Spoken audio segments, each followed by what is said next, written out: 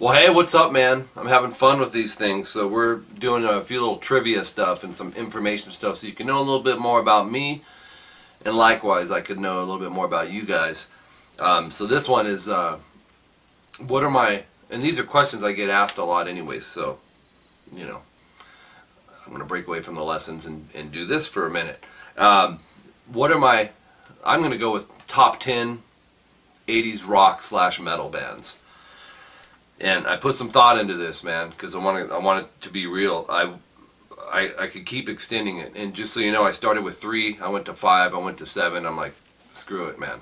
I got to go with 10 to give you guys a broader idea. So this is in no particular order, but these are my top 10 favorite 80s metal rock bands. Are you ready? In no particular order. Scorpions. Big Matthias Jabs fan. I like his melodicness and his technical ability and his unique style. He's got a little bit of that Michael Schenker element, fittingly, you know. So yeah, it'd be Scorps.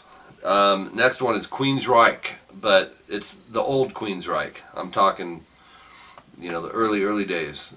Jet City and Empire and, you know, Warning, The Lady Wore Black, that whole era of Queensryche I just love. And now some other bands are coming to my mind. But I'm going to stick with what I wrote, man. Next one will be Dio. And by Dio I mean the 80s years of Dio, when he first came out after he left Black Sabbath. When he had Vivian Campbell on guitar. That's my favorite era of Dio. Next, obviously, you guys already know this, Van Halen. But old Van Halen. The David Lee Roth years.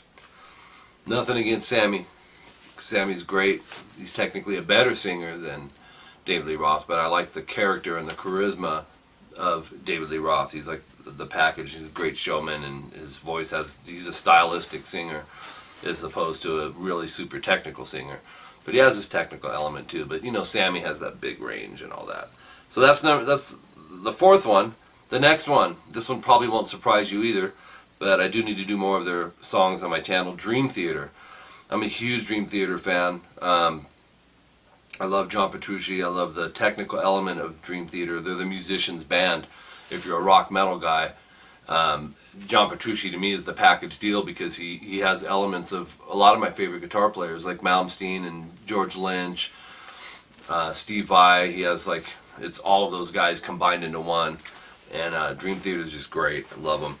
The next one probably won't surprise you either, Dokken, because I'm a big George Lynch fan. And so obviously the early years of Dokken, you know, Under Lock and Key, Back for the Attack. What's the other one? I mean, Breaking the Chains is good too, but yeah, the early Dokken.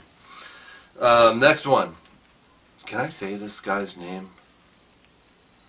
Yeah, I'm going to say it. Yngwie Malmsteen. Rising Force. There's a story behind why I said, can I say that guy's name? Because something happened a while back. And yeah, I'll leave it at that. A few of you guys know, but Malmsteen is just insanely good.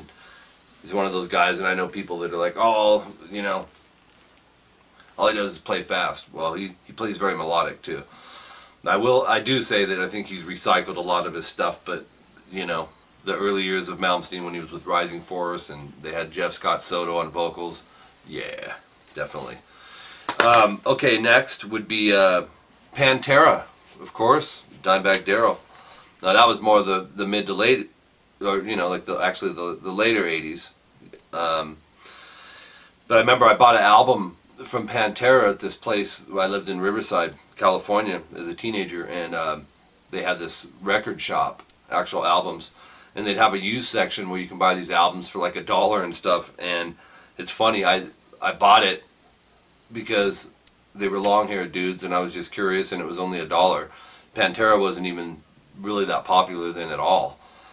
That's when they were in their kind of glam phase, but after that the sound got really brutal, and that was, I should have researched the year, but you know, maybe around 90 or whatever, but I'm still calling it an 80s thing because they were a band in the 80s.